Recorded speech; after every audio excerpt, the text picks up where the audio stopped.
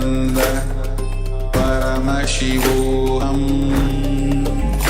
Om Nityananda Paramashivoham. Om Nityananda Paramashivoham.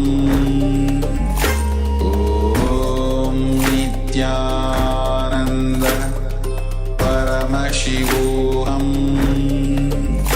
Om Nityananda Paramashivoham. Om Nityananda Paramashivoham. Om Nityananda Paramashivoham. Om Nityananda Paramashivoham.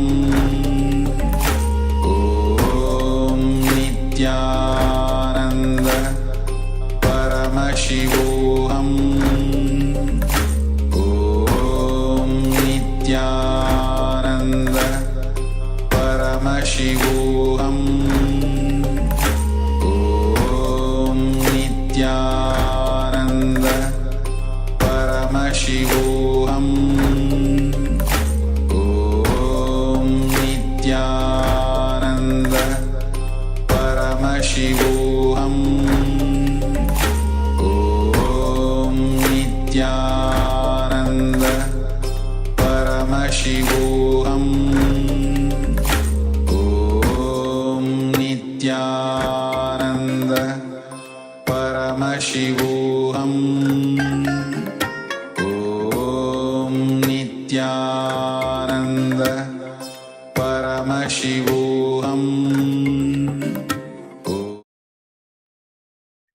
Yes, you can relax now. You can take off your eye bands or any cloth that you had to cover your eyes. Open your eyes and please take a moment and let us know in the chat box what was it that was being shown to you, what was revealed to you by Paramashiva himself, by the divine. So please take a moment and let us know in the chat box the results of your power manifestation session.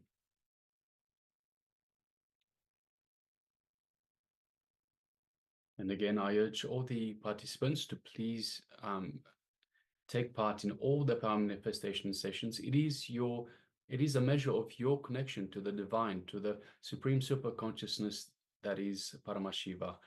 It is with every practice session that your feeling connection to the divine gets strengthened more and more. So I recommend everyone to please take part in these sessions.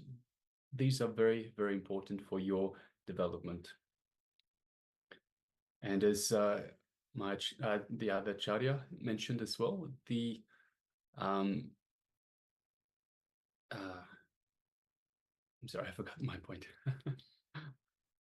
Okay, so anyway, so now let's begin. Let's verify the power manifestation. If you have to share, please go ahead and share now also.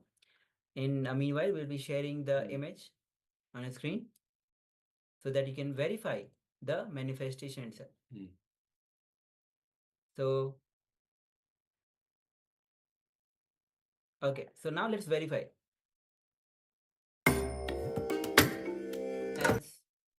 As you can see, it's a word, devotion, a beautiful word, and devotion with the heart in between.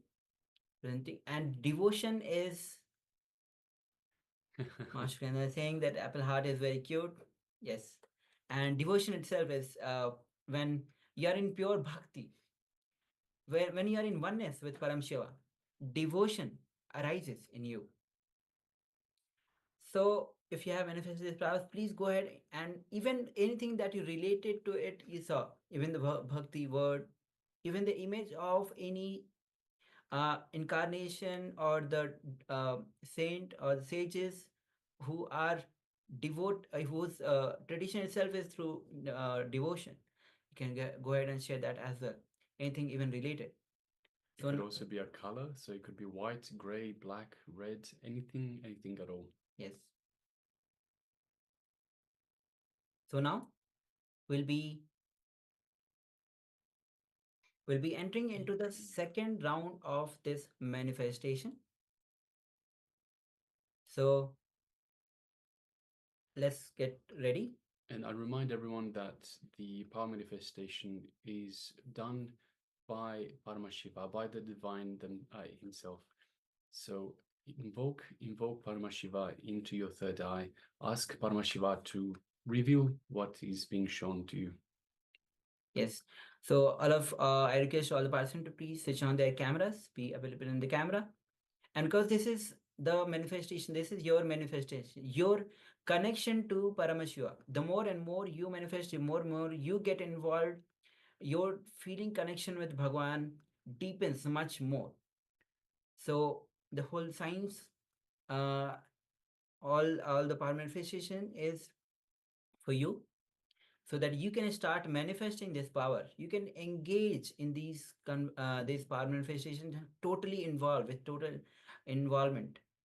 So please go ahead and switch on your cameras and put your eye bands on your eyes. And we'll be entering into the second round of this manifestation. We'll be displaying the second image on your screen. Take a moment to cover your eyes.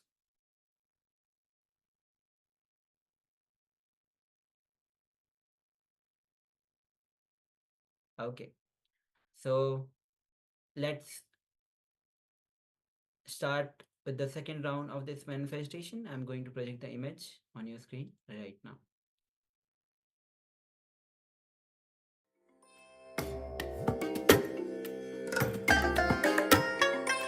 I bless you all. Let you all open all your three eyes and manifest the powers of Mahasadashiva. Om Nityananda Paramashivoham. Om Nityananda Paramashivoham. Om Nityananda Paramashivoham. Om Nityananda Paramashivoham. Om Nityananda Paramashivoham. Om Nityananda Paramashivoham. Om Nityananda Paramashivoham. Om Nityananda Paramashivoham. Om Nityananda Paramashivoham. Om Nityananda Paramashivoham. Om Nityananda Paramashivoham. Om Nityananda Paramashivoham. Om Nityananda Paramashivoham. Om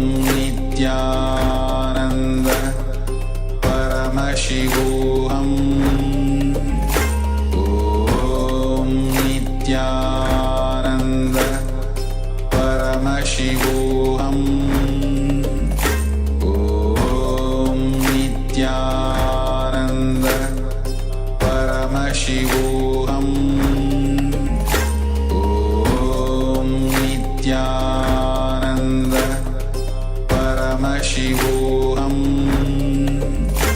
Om